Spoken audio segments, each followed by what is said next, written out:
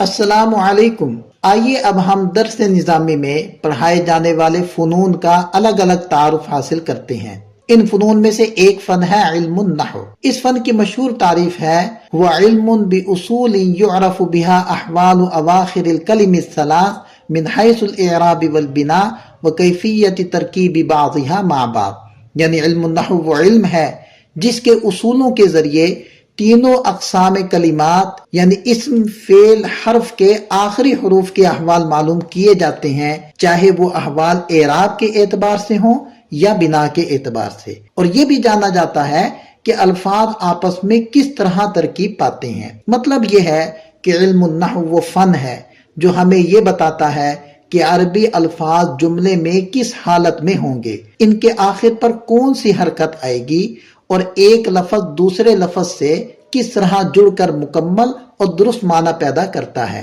یہی علم فاعل اور مفعول کی پہچان کرواتا ہے، اعراب کی تبدیلی سے معنی کا فرق واضح کرتا ہے اور قرآن و حدیث کے صحیح مفہوم تک رسائی کی بنیادی کلید فراہم کرتا ہے۔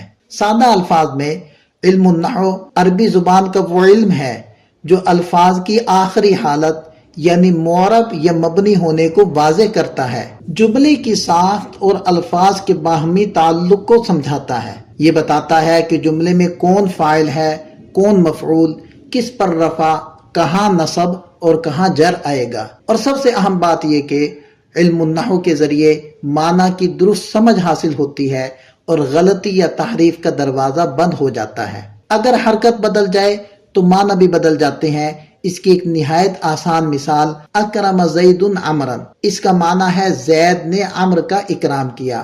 اگر اسے اکرم زیدن عمر پڑھا تو معنی ہوگا عمر نے زید کا اکرام کیا۔ صرف حرکت بدلی، پورا مفہوم بدل گیا۔